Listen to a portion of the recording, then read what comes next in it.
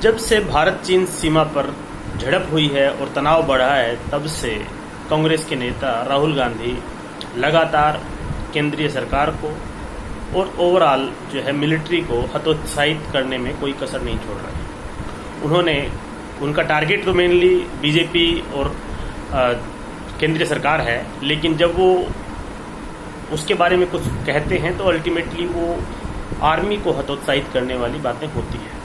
और इन्हीं उनके जो हमले जो एक तरह से बीजेपी पर रहे हैं और आज की सरकार पर रहे हैं, उसी के चलते आज बीजेपी ने राहुल गांधी पर पलटवार किया है।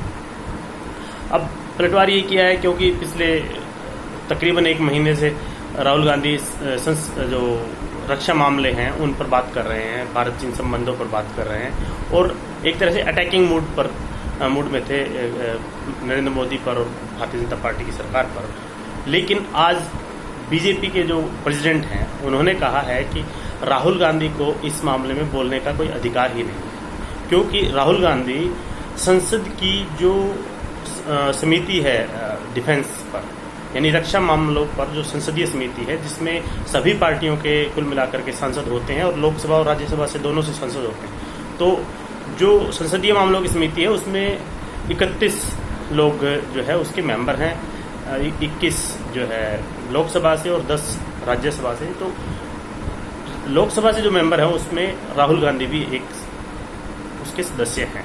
लेकिन पिछले 27 सितंबर 2019 से और अब तक तकरीबन 11 बार उस संसदीय समिति की जो रक्षा मामलों पर संसदीय समिति है उसकी बैठक हो चुकी है और एक बार भी उस समिति की बैठक में राहुल गांधी ने भाग नहीं लिया। इसके अलावा और भी जो चमकाने वाली बात है वो ये है कि जो समिति होती है वो टूर भी करती है। जैसे वो जो रक्षा मामलों की संसदीय समिति है उसने नाथुला, तवांग, अरुणाचल प्रदेश, शिलोंग, कई जगह के उन्होंने दौरे किए हैं। किसी भी दौरे में उन्होंने भाग नहीं लिया।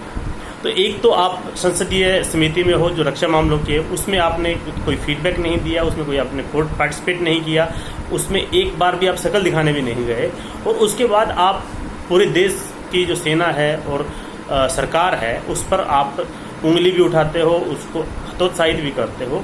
और ये मामला इस चक्कर में अब ये उल्टा राहुल गांधी पर पड़ने की तरफ चल गया है, क्योंकि अब कांग्रेस के पास इसका जवाब नहीं होगा। जवाब इसीलिए नहीं होगा क्योंकि राहुल गांधी एक तो वैसे भी जो है संसद को कम ही अटेंड करते हैं, दूसरा उसके बाद जब अटेंड करते हैं तो भी वो दूसरे अलग तरह के इशारे करने के चक्कर में रहते हैं, तो उनकी सीरियसनेस तो नहीं है। लेकिन अब जिस तरह से ये संसदीय मामलों की समिति जो रक्षा मामलों से संबंध में है उसमें उनकी एब्सेंस, यानी कि पिछले जो 11 बैठकों में बिल्कुल नदारत रहना, ये दिखाता है कि उनके जो काम है उनके प्रति वो कितने सीरियस हैं।